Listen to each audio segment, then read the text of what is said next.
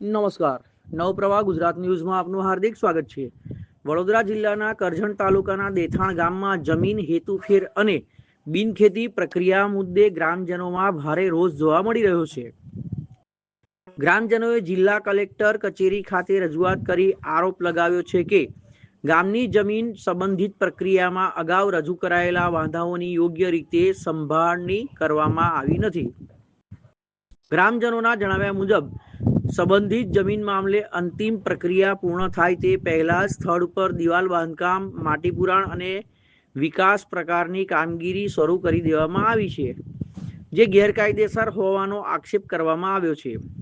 ગ્રામજનોએ વધુમાં દાવો કર્યો છે કે હાલ નોંધ નંબર 3577 કાચી એન્ટ્રી તરીકે પેન્ડિંગ હોવા છતાં ઉતાવળમાં કાર્યવાહી આગળ ધપાવવામાં આવી રહી છે.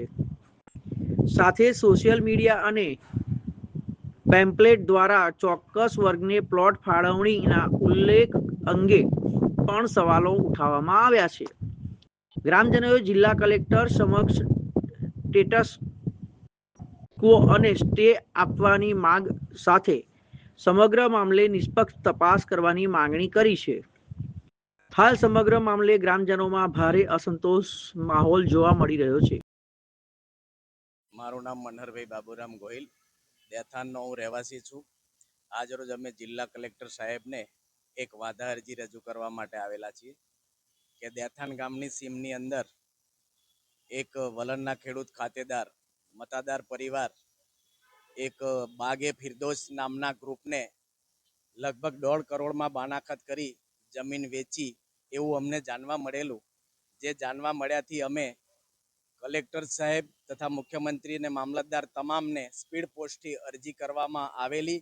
જે અરજી અમે 14/2/2026ના રોજ કરેલી હતી, પણ અત્યાર સુધી અમને કોઈ બાબતે સાંભળવામાં આવ્યા નથી અને બોલાવેલ નથી. છતાં 17/3/2026ના રોજ 65 ખની અરજી કરતા ખેડૂત ખાતેદારે અરજી કરી અને કલેક્ટર સાહેબ તરફથી હુકમ થઈ ગયેલ છે.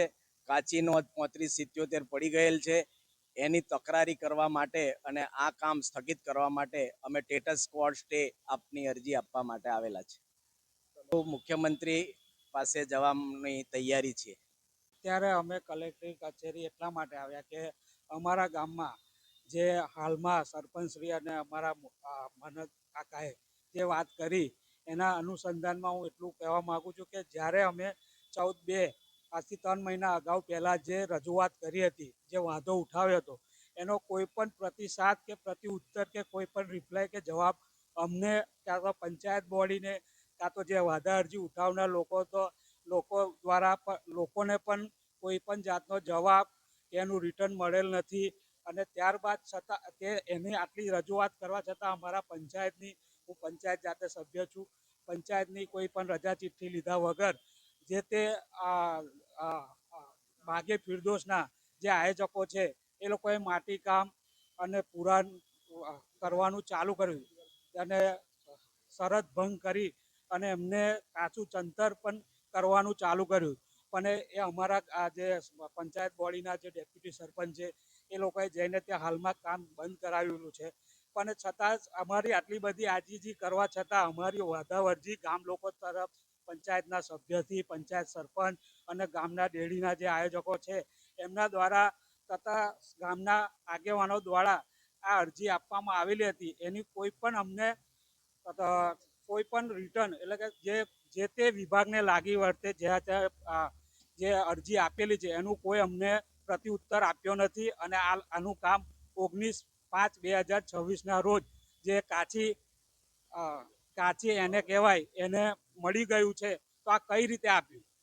એની પંચાયતની કોઈ રજા ચિઠ્ઠી નથી કે પંચાયતની કોઈ પરવાનગી નથી કે પંચાયતને કોઈ લેટર પણ નથી આપ્યો જે વાંધા જોગ આપવો જોઈએ કે રિટર્ન કે ભાઈ તમને શું વાંધો છે, અમને સાંભળવામાં આવ્યા નથી. જો અમને સાંભળવામાં આવ્યા તો એમને પણ સાચી હકીકત મળે.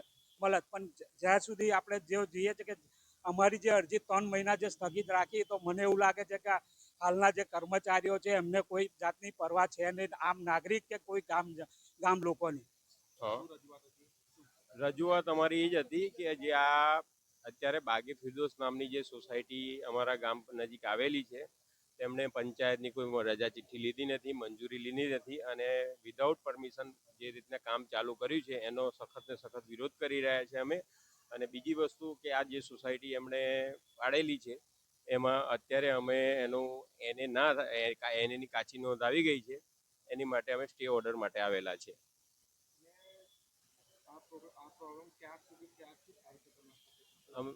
અમે જે તે દિવસે 14/2/2025 રોજ અત્યારે આવેદન આપેલું હતું સ્પીડ પોસ્ટ થ્રુ, અને ત્યાં તો છતાંય